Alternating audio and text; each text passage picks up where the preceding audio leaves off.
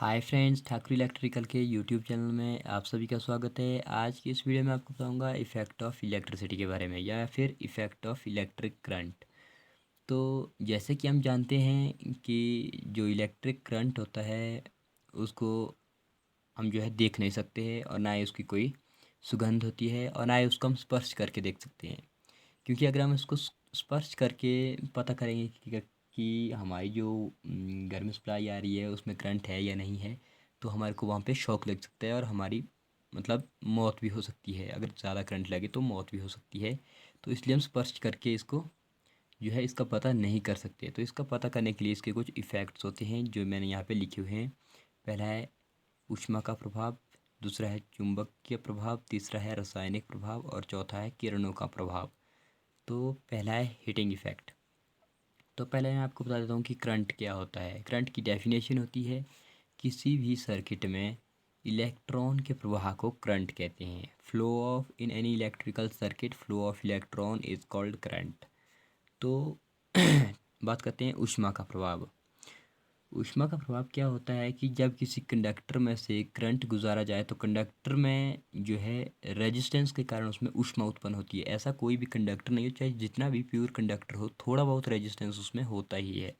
तो उस रेजिस्टेंस के कारण जो है उस कंडक्टर में ऊष्मा, आप देखते होंगे कि वायर्स गर्म होती है या फिर जो हीटर वगैरह होते हैं उसमें नाइक्रोम की वायर लगी होती है जो कि हीटिंग एलिमेंट होते हैं। उसमें जो है अगर हम इलेक्ट्रिक करंट पास करेंगे तो वो गर्म हो जाती है, यानी कि हीट देती है। तो ये हीटिंग इफ़ेक्ट होता है करंट का। और जो उसमें ऊष्मा पैदा होती है वो किस पर निर्भर करती है, वो करती है कि कंडक्टर जो है किस धातु का है और उसमें करंट की कितनी मात्रा जो है कितनी मात्रा फ्लो हो रही है। वो जो हमारी हीट है वो इन चीज़ों पर डिपेंड करती है। जो हीट को नापने की इकाई है वो होती है कैलोरी। हीट को नापने की इकाई होती है कैलोरी। और हीट किसके डायरेक्टली प्रोपोर्शनल होती है? Heat is H is directly proportional to I square into R T. I square मतलब करंट, रेजिस्टेंस और टाइम। ये हीट जो है रेजिस्टेंस और I square into R T के डायरेक्टली प्रोपोर्शनल होती है। तो ये था ऊष्मा का हीटिंग इफेक्ट, जो कि कहाँ पे मतलब कहाँ पे वर्क होता है, कहाँ पे हमारे को देखने को मिलता है। जैसे कि हीटर हो गया, आपके हीटर हो गए, जो इलेक्ट्रिकल प्रेस होगी, और जो सोल्डरिंग आयरन आपने देखे होंगे, सोल्डरिंग करने की यूज़ काम में आते हैं। ओवन होंगे, केटल होगी जो चाय वगैरह बनाने के लिए इलेक्ट्रिकल केटल होती है। एक लैंप हो गया, जैसे कि हमारे बिजली के बल्ब वगैरह है जो भी गर्म होते थे। जैसे पहले इनकैंडेसेंट लैंप जिनको बोलते हैं, जो 60 वाट 100 वाट के आते थे, उनमें आप जो है करंट के इलेक्ट्रिसिटी करंट के जो है हीटिंग इफेक्ट को देख सकते हैं। तो दूसरा है चुंबकीय प्रभाव। जब किसी कंडक्टर या कॉइल में से करंट को गुजारते हैं तो उसके चारों ओर जो है चुंबकीय रेखाएं पैदा हो जाती है।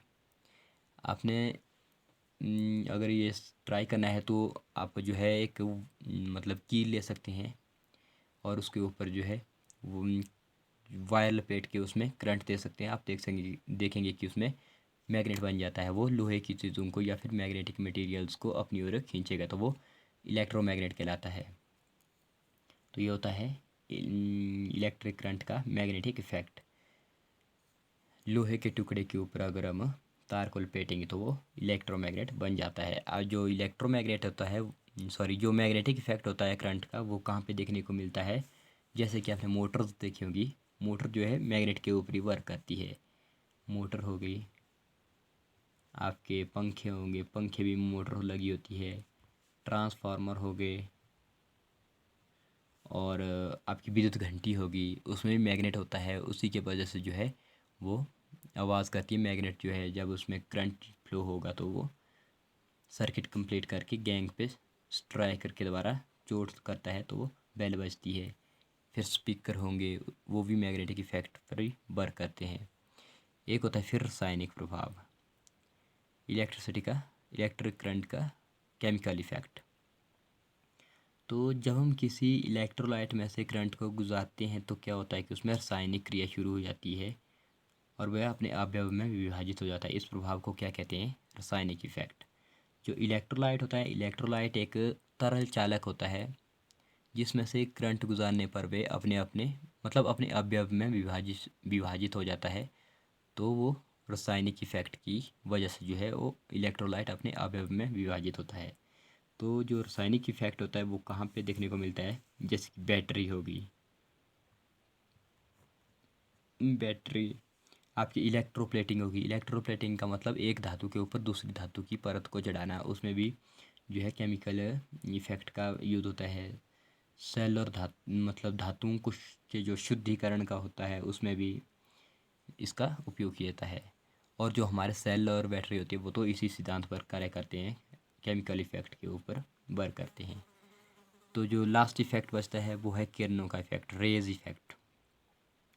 तो आजकल जो है विद्युत के जो इस प्रभाव का उपयोग शारीरिक विज्ञान में भी बहुत ज़्यादा होने लगा है। जैसे कि विद्युत के इस प्रभाव का उपयोग कहाँ पे होता है, जैसे एक्सरे हो गया आपके हॉस्पिटल वगैरह में, एक्सरे, अल्ट्रासाउंड, शॉक ट्रीटमेंट आदि, इसमें जो है इलेक्ट्रिक करंट के रेज इफेक्ट का प्रयोग होने लगा है। तो ये थी आज की वीडियो जिसमें मैंने आपको इफ़ेक्ट ऑफ इलेक्ट्रिसिटी की इलेक्ट्रिक करंट के प्रभाव के बारे में बताया कि इलेक्ट्रिक करंट को कैसे मतलब पता कर सकते कि यहाँ पे करंट आ रहा है या नहीं आ रहा है। क्योंकि अगर हम स्पष्ट करके इसको पता करने की कोशिश करेंगे तो करंट की वजह से हमारे को बहुत नुकसान हो सकता है, हमारी जान भी जा सकती है। तो ये कुछ तरीके थे जिससे कि करंट की उपस्थिति का पता कर सकते थे, जो उसकी इफ़ेक्ट है इसकी वजह से। तो अगर आपको वीडियो अच्छी लगी तो वीडियो को लाइक शेयर ज़रूर करिएगा। Thanks for watching my video.